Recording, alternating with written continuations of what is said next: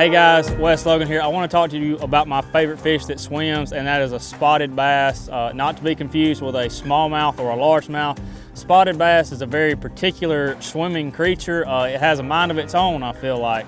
You kind of have two different types of spotted bass. You've got a herring spotted bass, which kind of lives in your herring lakes, which would be like Hartwell, you know, any Highland Reservoir, Lanier, Smith Lake, anything like that. And then you've got the other type of spotted bass, which is kind of what I grew up fishing, was more of a river current orientated fish that feeds on more of threadfin and crawfish and stuff like that. You know, when you attack these fish, you're going to do different things to catch one or the other. The herring fish are going to be a lot more nomadic. They're going to roam around. You're going to catch those using a lot of reaction baits like jerk baits, a lot of finesse techniques that mimic those herring, like fluke style baits, stuff like that. Where on the vice versa side of that, the river spotted bass are going to be more your jigs, your square bills, because they're going to tend to live shallower. They'll get on boat docks, shallow boat docks, stuff like that. All around the country, you can mainly target spotted bass with these three baits I have here. They're kind of just my go-to to get a bite when you're dealing with spotted bass. The first one is going to be a Ned Rig.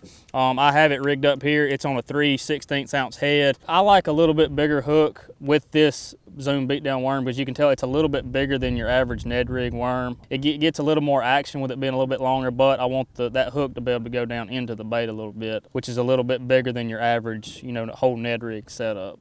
It's just kind of a good all-around size for those spotted bass, because you're going to be dealing with from 12 inches, you know, all the way up to 4 and 5 pounds. Can really get a lot of bites with that. Next is, you know, a staple in bass fishing to begin with, but a drop shot is hard to beat. Have it rigged Texas rig weedless with a Gamakatsu hook, zoom green pumpkin blue trick worm with a 1/2 ounce cylinder arc. Drop shot weight, and basically what I was doing with this today was dropping on fish in standing timber, chasing those herring spotted bass. They were just, you know, on balls of bait, just dropping this through them. And you want a heavier sinker. This is why I got the 1/2 ounce with the, you know, the cylinder weight to get down there really fast, because those fish like to move around a whole lot. And third and final is going to be a jerkbait. This is going to be your reaction style bait. This is a really good color when it comes to spotted bass. There's something about that chartreuse that kind of really sets them off.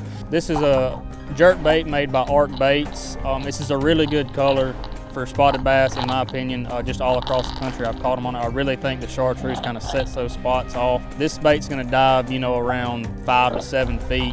Can really get on those wind-blown points and those rocky riprap banks where those spots like to hang out and cover a lot of water. And this is a good color for, again, stained or clear water, but this is going to be a bait you can cover a lot of water with, get those real active fish, catch them up like that. And like I said, they're really fun to catch, really fun to chase around. That's the three baits that I like to get after them with, and maybe this helps next time you're on a spotted bass fishery.